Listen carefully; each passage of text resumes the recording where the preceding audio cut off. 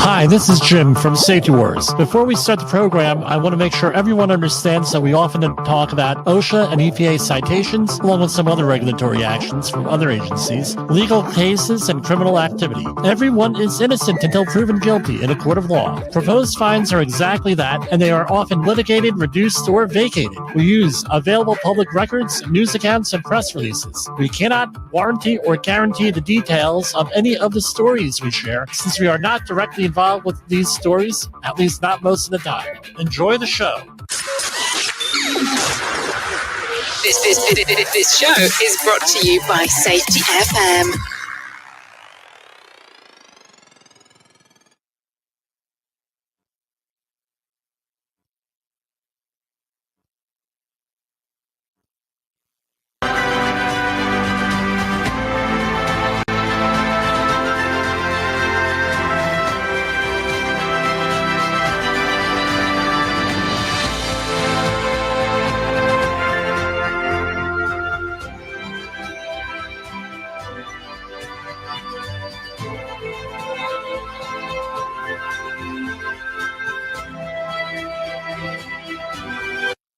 We're starting things over.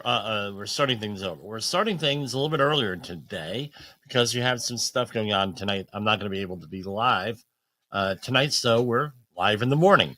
And as you can see, we forgot to turn the microphone on, but that's okay. We are going to a couple of developments here happened in the last couple of days that I don't see anyone else going out and covering in the news. And I'm shocked with some of the LinkedIn people out there. I know we're all busy, that this didn't go around the world 3 times already on LinkedIn, in 10 minutes. So we are going to be giving you raw information here, right? We got this story came across on my Google alerts, and I'll give them credit where credit's due. Bloomberg Law did a story on this, and with a link to the actual settlement, which I have not been able to find anywhere else out there.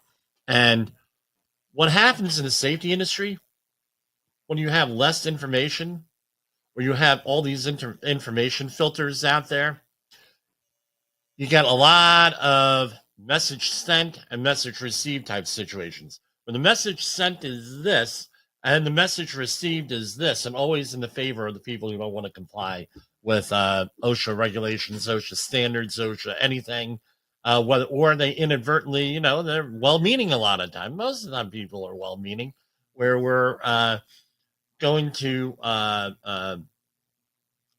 interpret things in an advantageous way to them in the moment. So we all know that based on all of our discussions here over the last, and it's going on 300 episodes, that we have, all the different shenanigans and everything else that go on out there with, stuff, what the people you've got to deal with, all of the nonsense, gaslighting, you name it, we got to deal with it here in the safety industry. How people interpret things. So, for example, my biggest fear is that it's going to be misinterpreted. For example, how many times have I had discussions with commercial and residential roofers over the last 5 years that they don't have to wear hard hats? Right? And they point to an OSHA, and they're emphatic about it. They're very convincing, at least in their own mind, to their own people. And then, that goes to leadership issues, right, where they're able to influence people, that they don't have to wear hard hats. And then you get into it, you don't have to wear, and they hang their head on a letter of interpretation. What the letter actually says is you don't have to wear hard hats if, and I have my broadcast assistant here handing me a note. Okay, great. All right, thank you. That was an important one. Yes, we do have staff in the background. So let me get back up here. So you have folks out there once you read the letter of interpretation from OSHA, it says you don't have to wear hard hats if you eliminate all overhead hazards. And then you start to point out to them, well, you have this overhead hazard, this overhead hazard, this overhead hazard. Oh, and by the way, one of the new hazards to the head that has been recognized over the last few years is same level falls, where the hard hat, when you fall, the hard hat falls off and you hit your head. So I don't think you're going to eliminate all of those. And based on your housekeeping issues, I don't think that you're going to eliminate that. And blah, blah, blah. And you go on and on. So therefore, put on your hard hat. We've had these discussions, and they've been heated, and they don't like them. When we're working for the GC, this is what the rules are. And as we know, basically, OSHA regulations require that, essentially. When they're for the fall protection hazard is one of them, and all different types of stuff. Fall protection standard, all different types of stuff on hard hats. Now, this is going to be one of those, because what happened was the National Chimney Sweep Guild, back in 2017 and 2016, when they were updating the walking and working surfaces standard for the general industry, they put everything out for comment, meaning OSHA. And people commented, and they were the ones who commented, and they had some pretty legitimate comments. Basically, the gist of them are, and I'm going to draw a couple of inferences here based on my experience with this industry, is, hey, we're going to be we're hired to do a job. We're getting paid usually less than $1,000, right, for these jobs as a chimney sweep. Most of the work is done from the ground, meaning from the inside of the chimney in this house, right? And our work on the roof is incidental. Why are we going to be starting to install anchorage points and doing all this other stuff for what amounts essentially as an inspection in a lot of cases, or very incidental work on the roof? It's really not feasible, and you can understand that. And they said the other thing is this: our job is to work on chimneys. If we have to start drilling in stuff in the roof, right, now we're not chimney people anymore. Now we are roof people, and now we're liable for any quote-unquote damages, whatever you want to call them, that we have as a result of the work. So what are we going to do here? And OSHA and them, they have been battling this out since, here, I have the date. It was since April 8th. It was reported, the first story, April 18th, 2017. So they've been going through this for over 6.5 years, essentially, on this. So all through the previous administration, and so much from the previous administration getting bad raps on OSHA stuff, because they actually fought this for how many years? I don't know how diligently, but there was litigation here. And this deal came out. It was reported today is Wednesday, December 6th. So this was reported yesterday by Bloomberg Law, and with a link to the case, we're going to go through it. Now, what's my point? Now, this ruling has to specifically deal with anchorage points, right? Was one of the things. And it has some other things too we're going to go through. And so what they've said is that the chimney companies have to use a qualified person or a competent person and can attach alternative means of anchorage points. For example, a tree, a vehicle, things of that nature, as long as it's done under the direction of a competent or qualified person. Great. Phenomenal. All right. That's what it is.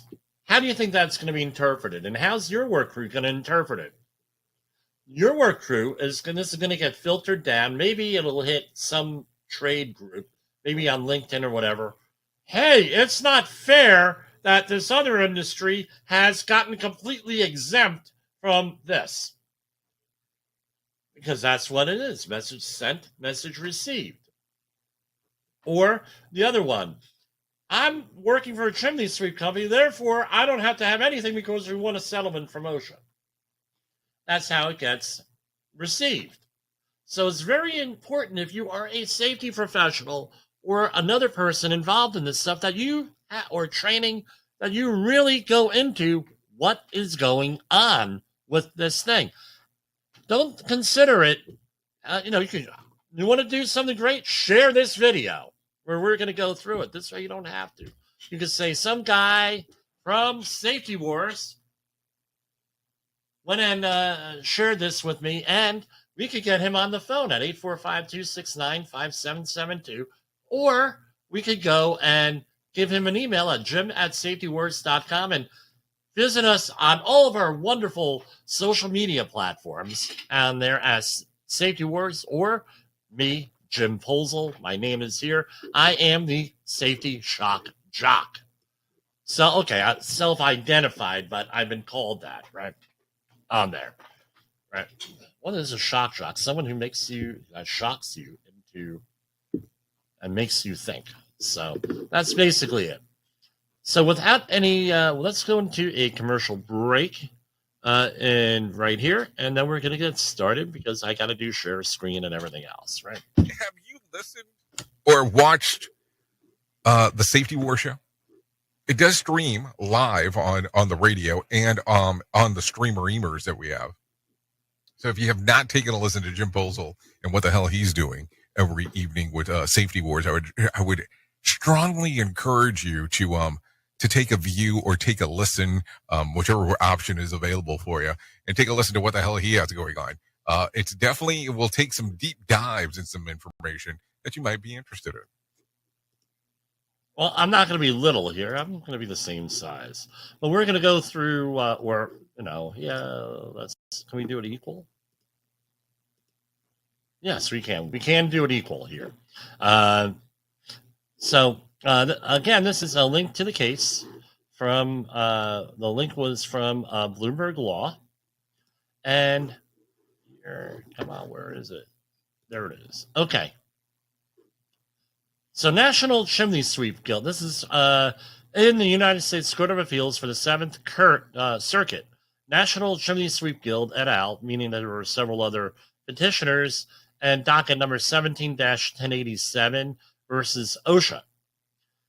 And here we have, it's a consent to motion to dismiss. Attorneys can tell you what that means.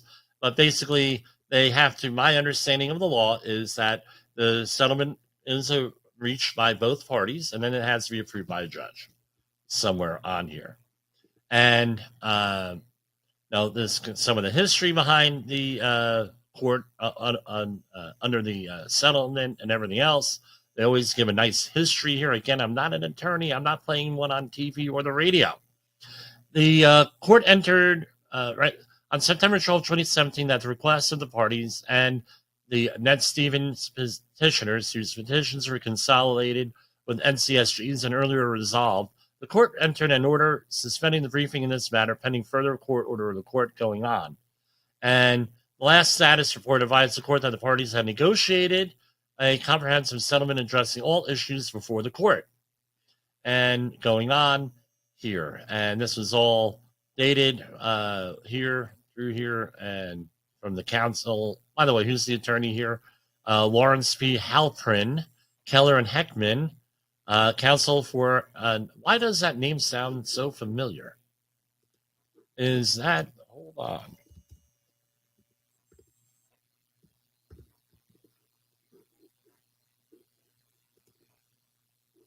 Hold on. Yes, Keller and Heckman. I'll give another podcast and I know I go off subject there occasionally. So Keller and Heckman, they have their own podcast, which I'm going to really recommend, which is OSHA 3030 podcast with Keller and Heckman. This gentleman is often on the air. I believe he's a co-host. Manish Rath is listed as the host here. So they're probably going to cover this case and right, and I'll let you know about it here. And all forward round, right. So the Secretary and NCSG stipulate and agree as follows. National Chimney Sweep Guild. Stipulation and settlement agreement incorporated by the reference attached going on 15 days. And OSHA agrees that they're going to send this out. NCSG will conduct outreach to chimney service industry and encourage them to adopt fall protection practices described in the settlement agreement, document those practices and communicate these practices to all their employees who perform covered tasks. The objective of having and communicating documented fall protection practices is to enable the employees at the site being inspected, even if not owners or supervisors, to advise CSHOs of their fall protection practices so appropriate inspection can be conducted without delay. OSHA shall provide the chimney service industry employers until December 1st, 2024 to implement this settlement agreement. Employers who are in the process of implementing this settlement agreement must comply with the requirements of 29 CFR 1910.28, 29, and 140. Those are all general industry. And OSHA shall distribute this agreement. So here is the settlement agreement.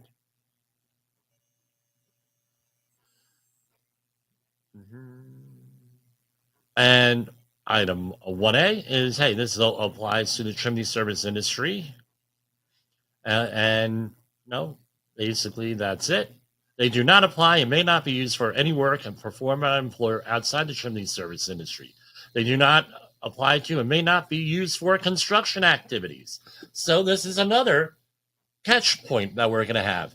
Companies and people are going to say, well, this applies to the construction industry. And then my first question, when I get this thing back, I said, well, did you have the OSHA outreach course? Yes. Well, then you know the difference, or they should have pointed out the difference between general industry and construction. No, they didn't. I don't know what you're talking about. It turns out that they bought their things on the street or they used an online program where they didn't explain that exactly like they're supposed to. The agreement identifies fall protection options that will be deemed compliant and going on.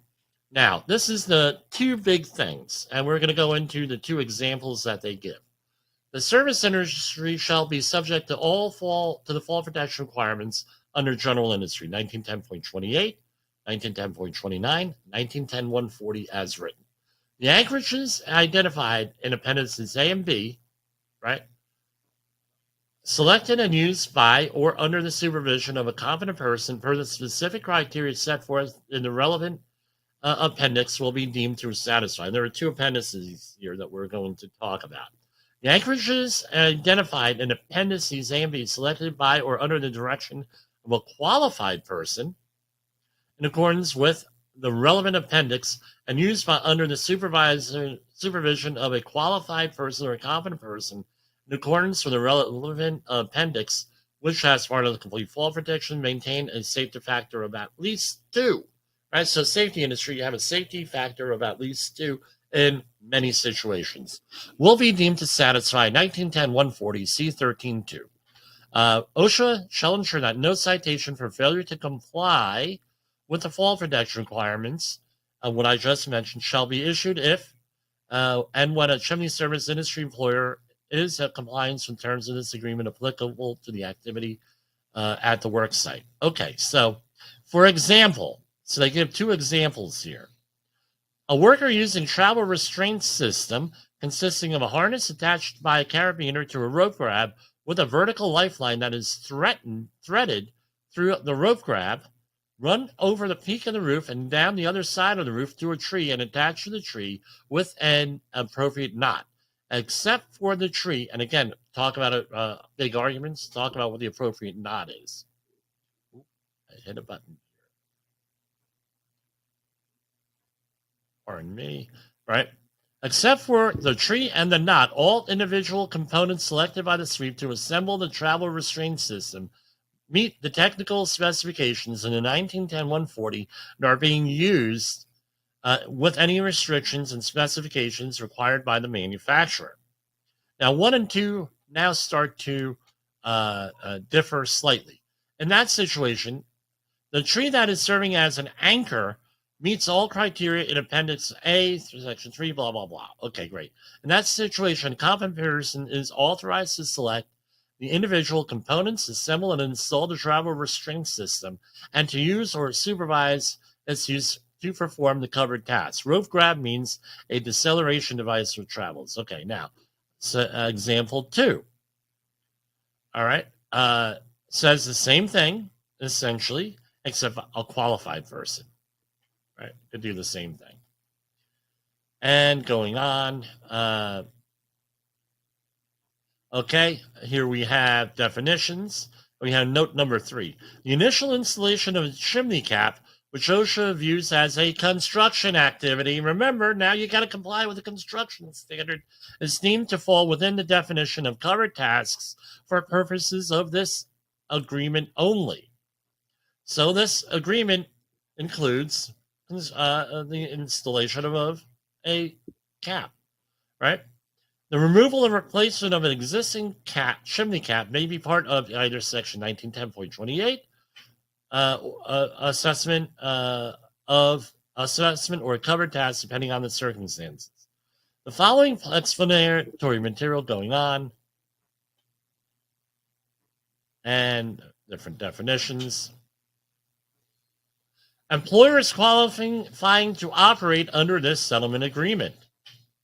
Each employer electing to operate under this settlement agreement shall, before commencing activities under this settlement agreement, ensure it has documented its safety program for rooftop work. That means you give someone like me a call to write the plan for you, right? Identified in its safety program for rooftop work, the covered tasks that will be performed by its employees, and any restrictions on the covered tasks that may be performed by a particular employee. Identified in the safety program for rooftop work, the fall protection options described below that will be installed and utilized by its employees, and any restrictions in the fall protection options, right? Pardon me.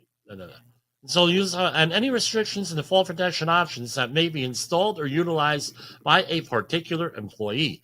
Obtained and provided its employees with the equipment necessary to perform the covered tasks and to install and utilize the fall protection options that the employer has chosen to include in its safety program for rooftop work. Consistent with any restrictions placed on the covered tasks performed or fall protection options installed or used by and going on.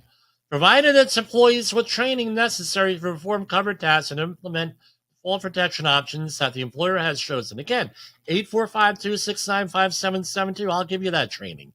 Each employer electing to operate under the settlement agreement shall ensure their qualified persons, competent persons, and employees implement the procedures. Now that includes something on here that you got to do coming up here. Safety program requirements.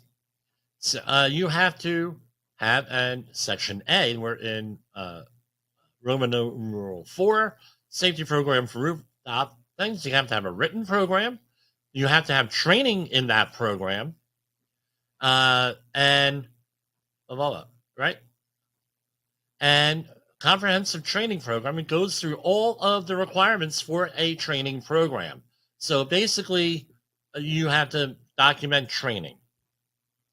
All training must comply with 29 CFR 1910.30, general industry.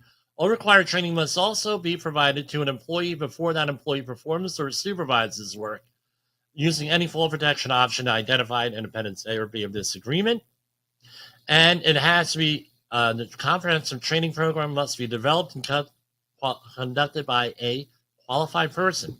And the program must include a written certification by a qualified person that the program complies with this agreement. So if you are giving training to these folks, you better make damn sure that you are a qualified person. And how do we make sure that that happens? A qualified person means a person who, by possession of a recognized degree, certificate, or professional standing, or who, by extensive knowledge, training, and experience, has successfully demonstrated the ability to solve and resolve problems relating to the subject matter, the work, the project, or the project within the scope of this agreement. What is a competent person? It means a person who is capable of identifying existing and predictable hazards in any fall protection and any personal fall protection system or any component of it used under this agreement, as well as their application and uses with related equipment, and who has authorization to take prompt corrective action to eliminate identified hazards. Now, I have, and let me cover up the client name here. We've developed this. to help you identify your confident person and what their duties are and to assign them. It's got to be in writing, guys. If it's not in writing, bad things happen when this one, especially if you're in a state like New York, because then guess who becomes the confident person? The owner or the foreman, depending on, or the supervisor, and things pretty much go to Guvno after that. Okay, each employer electing blah blah blah. We already mentioned this. Safety program requirements, right? You have to have it, the program and everything done by a qualified person, qualified individual. And it gives you the outline. This is all pretty standard fall protection stuff. The C, the safety program for rooftop work must include the following requirements for covered tasks. It has to have what? A written fall protection plan based on a hazard assessment. And a competent person has to do a hazard assessment. Again, this has to be done in writing here. Every job, I imagine this would be able to take, could be done on a checklist. Not that we're big fans of checklists here because they're very confining and they're only focused on certain things. But probably could do on a checklist or a field plan that we can help you generate. Going on in here, at least one of the workers installing or supervising the installation of fall protection must be a competent person. At least one of the workers using or supervising the use of fall protection person or fall protection system must be a competent person. So, competent person has to be there, either supervising or using. A qualified person must design any fall protection system used under this agreement that is not installed and used per the specifications in this agreement or installed and used in a manner for which the system was designed. The same individual may be both a competent and qualified person. The circumstances require the participation of a competent and qualified person. That requirement is satisfied by one individual who meets the requirements of both definitions. So you can be both. Work on covered tasks. So you have to have it, what the covered tasks are with this. You have to have weather, and you also weather conditions that you're allowed to work under, what your control steps are, what you have to have a prompt rescue with this. Now, this is the important thing. Let me see if I could zoom in on this. How does this look? All right. We're going to zoom in on this one. Here. Employers shall ensure unannounced safety spot checks are performed and documented. Each worker engaged in covered tasks under this agreement shall be spot checked for compliance with this agreement a minimum of once per year. So what does that mean? That means that you better, we have these things called smartphones, right? You might have heard of them. And smartphones, right? You might have heard of smartphones. And smartphones have what is called a video recording feature on it. And they also have body cameras, which all of my people have body cameras because we have issues with people threatening our lives and everything on sites. So, yes, and then I never threatened his life. Oh, yeah. Yes, again. Employer enforcement investigations and retraining, right? So you have to have spot checks. I would recommend that they're videotaped. Some attorneys would say no, but at least videotape. I'm saying to prove that you were there. Take photos, paperwork, something. Often, as an attorney recently told me, he said, look, videotaping shit could go both ways, Jimmy. That's the way it is. I said, oh, okay, I can see where it could go both ways. So just think of, no, you don't want this to be like the TikTok. And then often what happens is when you videotape things always end up on TikTok, Instagram, or somewhere else. And then, before you know it, you have an issue. Employers shall take immediate action to correct any observed or reported violations in this agreement and retrain employees as required. All retraining shall be documented. Employers shall conduct investigations into any observed or reported incidents or near misses that involve falls from height. This investigation analysis of causal factors shall be completed within 2 weeks of the incident. Employers must implement appropriate changes if necessary to prevent similar incidents in the future, and must document such changes. Now, assessments under this. Pursuant to 1910.28, with one exception, fall protection is not required when employees are inspecting, investigating, or assessing workplace conditions or work to be performed prior to the start of rooftop work, or 2, conducting a good faith inspection, investigation, or assessment of workplace conditions and the rooftop work that was performed to confirm all rooftop work has been completed. So what does this mean? Before you start the work, do an inspection, okay, do an assessment, blah, blah, blah, blah, blah, assessment of workplace conditions. And number 2, to make sure the work was done properly, right? The exception is that the employees must use any fall protection system or equipment meeting the requirements of 1910.29 that has been installed and that has been installed and that is available and adequate for workers to use for pre-work and post-work assessments. So let's say that you go up there, they already have a system set in place. You got to use it. Okay, the following rooftop activities fall within the scope of 1910.28 assessment. Inspecting flashing shingles, rooftop vents, and chimneys, which includes removing a chimney cap with a screwdriver or screw gun to allow inspection of the crown and inside the chimney cap and flue with the aid of a flashlight and or a camera, and then replacing the chimney cap with a screwdriver or screw gun while on the roof. Incidental chimney cleaning activities, such as reef removal of creosote, may also be considered part of the section 1910.28A2 assessment for purposes of this agreement. So everybody got something out of this agreement, for this what I get here. Question is, will the worker get that? Will this be good for the worker? Fall protect preference for ground level work. Of course, ground level work, if you can do anything ground level, that would be great. With that, then you can't fall from height. And if there's anything installed already, you got to use it. If it's meets the requirements.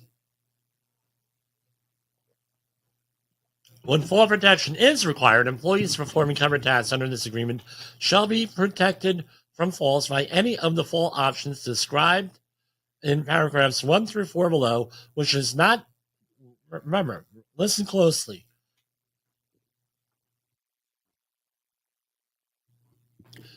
which is not infeasible and does not create a greater hazard pursuant to OSHA Safety and Health Review Commission case law, and may use a combination of these options. A fall protection aid may be used by an employee to prevent a fall while traveling to or from a covered task or while setting up and removing the fall protection option that will be used while performing the covered task. 1. Pardon me. A travel restraint system that complies with the requirements in Appendix A of this agreement and is otherwise subject to 29 CFR 1910.140. A personal fall arrest system that meets the requirements in Appendix B of this agreement and is otherwise subject to 29 CFR 1910.140. 3. Working from an aerial work platform that complies with 29 CFR 1910.67. Working from portable ladders where the physical conditions at the work site permit the use of ladders will be in compliance with 29 CFR 1910.23. Note, employers shall ensure that employees move ladders from location to location around the work site as often as necessary to safely assess the areas where work is to be performed. In other words, you don't put it on one piece of the roof and then leave it there, and the roof is like 200 foot long. Don't think that happens? Because I've seen that, right?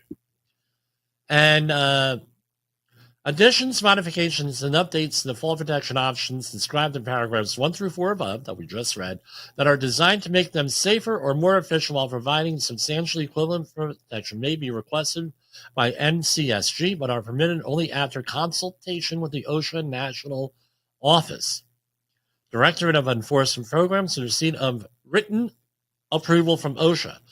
Now, I recently had a client have an issue because they were at a trade group, and the trade group said that they don't have to have SDSs because they're in an exempt industry or whatever, exemptions and everything else. OSHA had a different point of view on that. We'll leave it at that. Yeah, you do have to have SDSs. So be careful here with this paragraph here. If you're going to deviate from these 4 things, you have to ask for a consultation from OSHA on that. And it has to be in writing, written approval, meaning that you're going to have likely, I'm not an attorney, but my understanding is an assistant area director or someone who's like officially designated to speak for OSHA. Not necessarily, I'm not saying anything against them, the compliance safety experts and the compliance officers and everything else, right?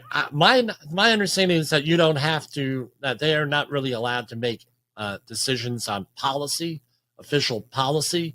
However, field conditions, they are given some leeway and things of that nature, which they pretty much, my experience, they use pretty well. I mean, pretty judiciously, and they're very, they tend to be reasonable people with this stuff.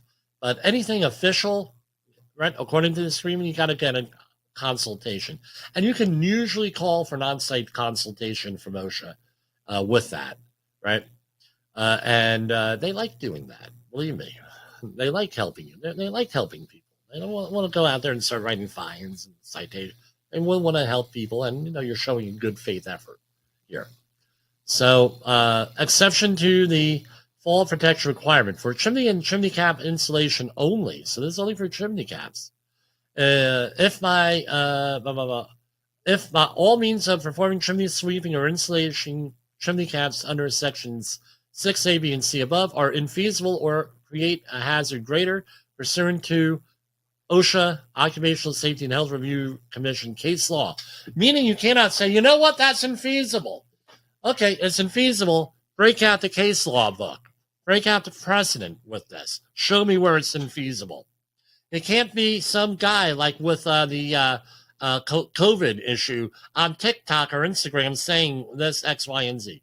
The employer may allow employees to enter onto a roof to perform those tasks without fall protection when the following conditions are met.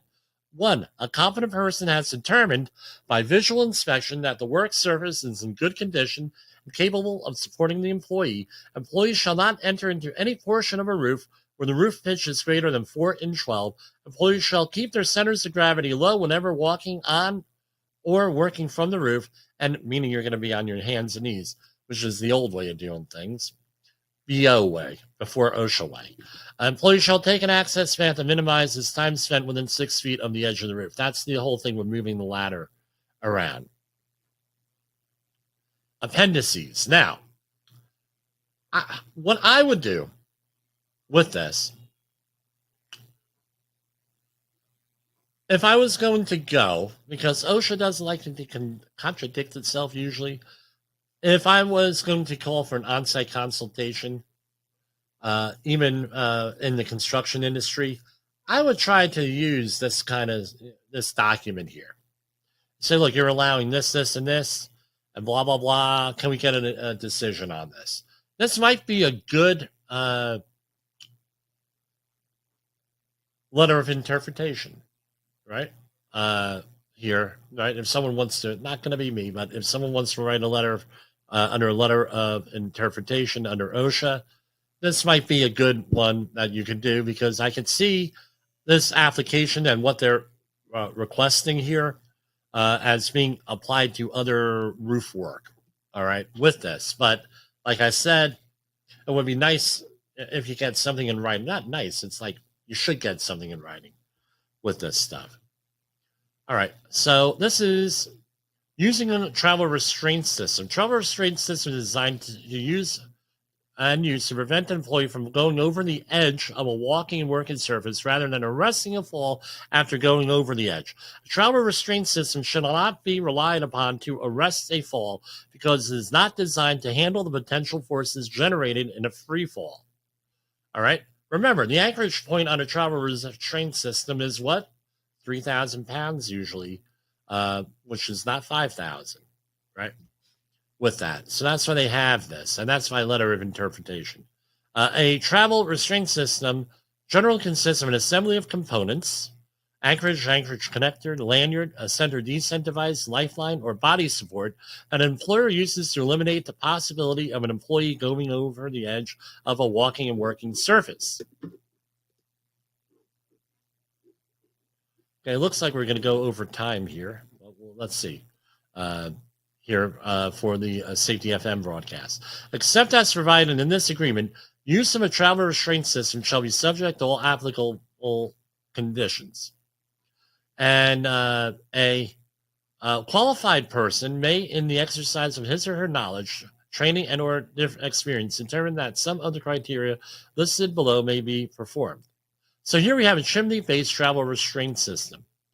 While it may be set up in a variety of ways, our chimney-based travel restraint system generally means a combination of line tightly wrapped around a chimney to which a lanyard and body support, meaning a belt or a harness. Again, I don't ever recommend a belt for anything because it often then turns into a fall protection use. So I always recommend harness with that.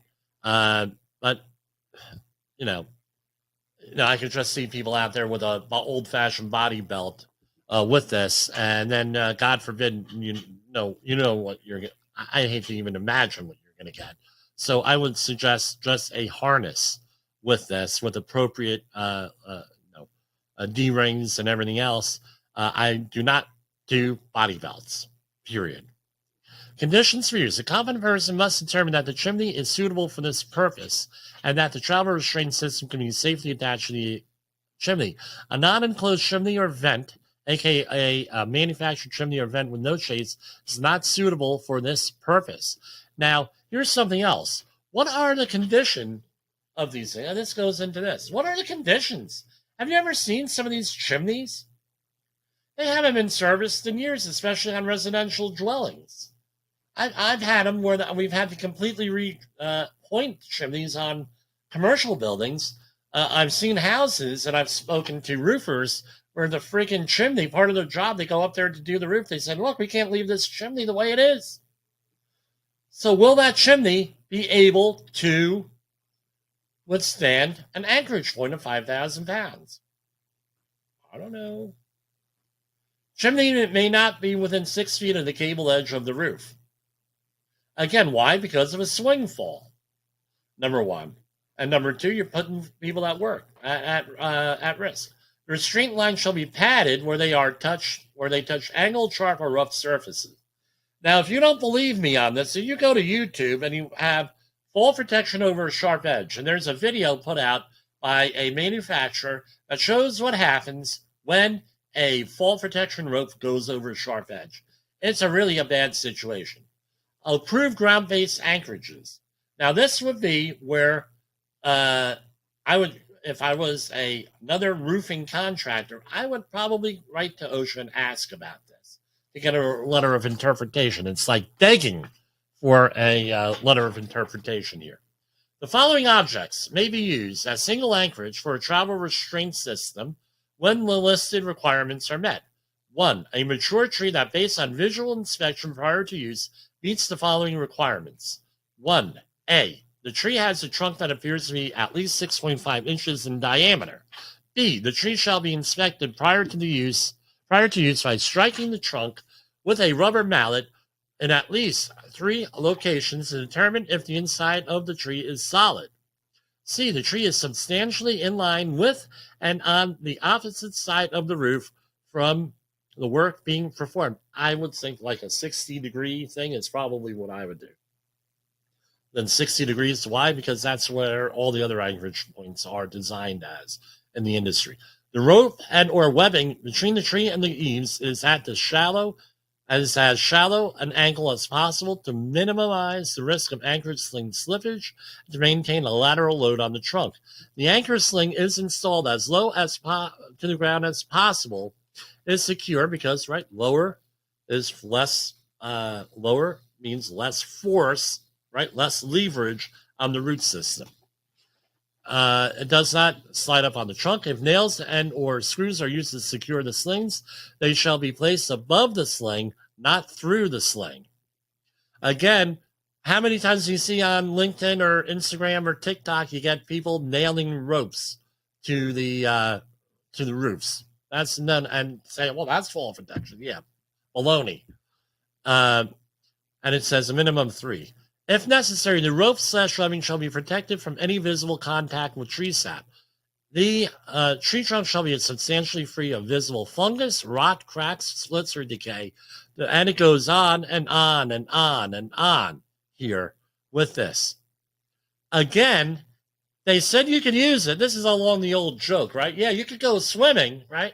But don't go near the water, sort of thing. That's what OSHA has done here with this agreement. Now, I can see all different types of abuse, and it goes up to a letter P here with this, right? And I would say that I think it would behoove you, if you are a confident person or a qualified person and you want to go for use this, you should probably get credentials from an arborist society or arborist organization on here.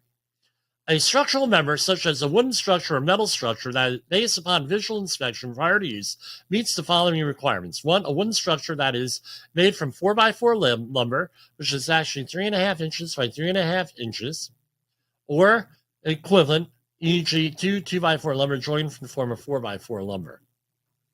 Or, right, free of rot or cracks or decay, substantially in line with and on the opposite side of the roof from the work being performed. Right? A metal structure that is solidly connected goes on and on. Now, you can look this up. A vehicle that, based on visual inspection prior to use, meets the following.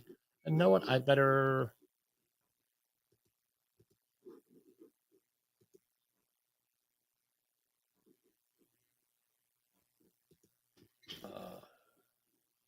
Hold on. Because I'm going to lose this here. All right. A vehicle. Now, this is what we always hear. Can you connect to a vehicle? Yeah, you can. But now we have some standards that we can do that OSHA has issued. A vehicle that, based upon visual inspection prior to use, meets the following requirements. Has a gross vehicle weight of at least 4,000 pounds.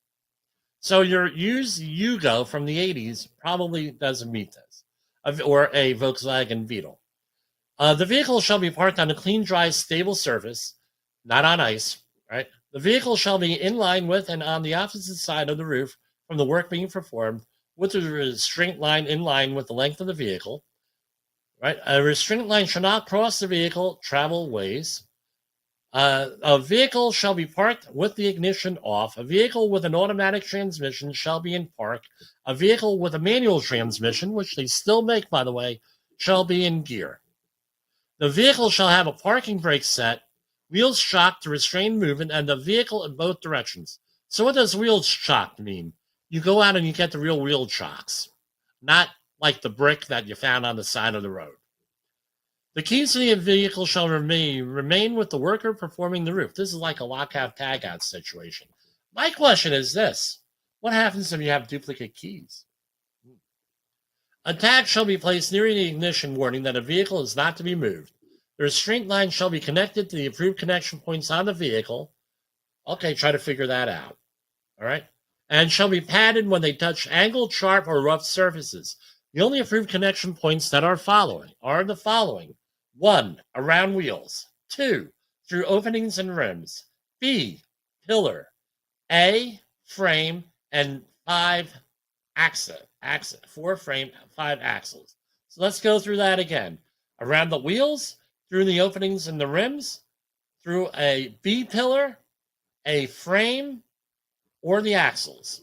All right, that's what it has to be. Again, all of this stuff in writing. Roof travel restraint systems using non-penetrating roof access. A non-penetrating roof anchorage is one that secures onto a suitable component of the roof, but is not nailed, screwed, or bolted to the roof. So there are different systems out there in cases where a system and its components are assembled, installed, and used in a manner consistent with the manufacturer's instructions, specifications for their use, and in accordance with their intended use. Meaning that you cannot just go out and buy this stuff off that place that is named after a river online. All right. You have to actually go to the manufacturer, buy it, or if you buy it from that place that I mentioned, you have to have some type of real training with this. And this is where people fail, is they don't read the instruction manual. I know how to do this. This is the way it must go. They don't read the instruction manual, and then guess what happens? Bad things happen. The system may only be relied upon to provide fall protection while performing the work where the location and characteristics of the work is, and the roof slope, right, and won't dislodge and the anchorage point. The roof slope is not more than the slope for which the system or its components are rated by the manufacturer. Again, get training on that equipment. Read the instruction manuals. Personal fall arrest systems. Let's see what's different here. This looks like all of the normal sub for general condition. Rooftop personal fall arrest systems are in Appendix B, right? A non-penetrating roof anchorage is one that secures onto a suitable component of the roof and is not nailed, screwed, or bolted to the component. In cases where a system or its components are assembled, installed, and used in accordance with the manufacturer's instructions and specifications for their use, and in accordance with their intended use, a competent person may assemble, install, or use the system or supervise the system's installation or use. Otherwise, the determination that the system is safe and appropriate to use as a personal fall arrest system under the circumstances at the site must be made by a qualified person. The system... right? So you have to have, right? You read the instruction and a competent person installs, or a qualified individual has to go and make a call as to whether it's appropriate or not. The system may only be relied upon to provide fall protection while performing the work, where the location and characteristics of the work and the way the non-penetrating roof anchorage is installed will not dislodge the penetrating roof anchorage. Roof slope is not more than the slope for which the system or components are designed. Appendix C, non-exclusive list of covered tasks. Following is a non-exclusive list of covered tasks. These tasks are only covered by this agreement to the extent that they fall in. So everything that I mentioned here is only under these things related with chimney sweeping, installation, remove, or replace chimney covers or caps, waterproof or paint a chimney, repair chimney crowns, repair chimney chase, repair grouted and or mortared joints, replace chimney liners, replace broken or missing clay chimney liner tiles, replace broken missing masonry units, repair flashing, repair roof flue or mechanical exhaust vents, replace shingles. The term covered task includes any other similar chimney maintenance or repair tasks that do not constitute construction. In some situations, the only practical means of assessing, this is in against specialist access tasks. In some situations, the only practical means of assessing the top of the chimney to perform a cover task is by placing the feet of a portable ladder on the surface of the roof and leaning it against the chimney. In those situations, two types of ladders may be used. A straight portable ladder lashed tightly against the chimney at two different heights, with both legs sitting firmly on the surface of the roof to provide firm support and prevent movement of the ladder. An appropriate rigid spacer may be used at the bottom between the ladder and the chimney to provide a slight incline that makes it easier to climb the ladder and descend it. Using foldable portable ladder with back legs lashed tightly against the chimney at two different heights and from both front legs sitting firmly on the surface of the roof, or a level platform designed for this purpose in order to provide firm support and prevent movement of the ladder. Right? A competent person must determine whether a chimney-based travel restraint system is required in addition to any other fall protection systems. And they give you a model template here along with this agreement here. So that's what I have here. What's the moral of the story? Moral of the story is by December 1st, 2024, That's 1 year from last Friday. That's 1 year from last Friday. You need to be in compliance with this agreement if you're a chimney, if you're under covered activities. Right? And that's essentially it. There's a whole bunch of other OSHA news we're going to save for the next broadcast. But what do you need to do?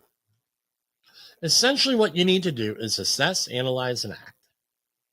3 A's is safety. Assess what the hazards are, analyze what those hazards are, and act accordingly. Write your plans and everything else. We can help you there. 845-269-5772 or jim@safetywars.com. I hope this was a help. And again, I think I'm one of the first, if not the first people reporting on this. And that's what we're dedicated to. Bloomberg Law mentioned this. We're actually going into greater detail. I'm sure there's going to be other stuff out there. OSHA has some resources out there for this.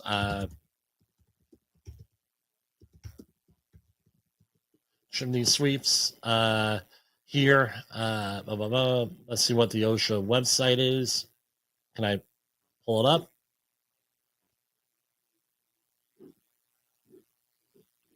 And not really. There's some case studies, but OSHA does have some stuff associated with chimney sweeps here, and all different types of accidents out there with that are associated with this work. And again, you're required as an employer to supply a safe and healthful workplace. So even if they didn't come out with a settlement, you have to supply that safe and healthful workplace. The other thing is this: any of this compliance with OSHA stuff does not actually exclude or mean that there is that you can use this as an excuse if someone dies. I was not following the OSHA regulations. No, not really. You're still responsible if someone dies on your job from a fall. And as we know, 800 and some people in the construction industry die from falls every year. I'm sure we're going to have some follow-up to this and some comments like we normally do. Just want to thank everyone for bearing with me. We went through a very deep dive on this, and we're on this. We're on this with this. I'm now. Please share this to any chimney sweep companies that you know of with this, and inform them of this stuff. So for Safety Wars, this is Jim Posel. We're going to go right on through our conclusion, our outro. Isn't that what they call it, right? You have an intro, you got to have an outro. And we'll see you back here on your next Safety Wars program. Hold on.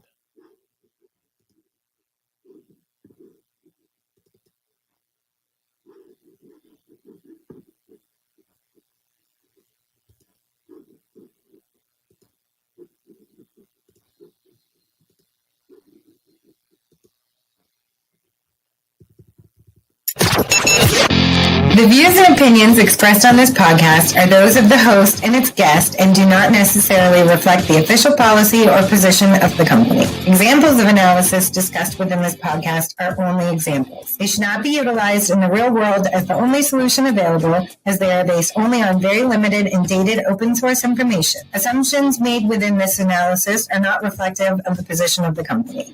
No part of this podcast may be reproduced, stored in a retrieval system, or transmitted in any form or by any means, mechanical, electronic, recording, or otherwise, without prior written permission of the creator of the podcast, Jay Allen.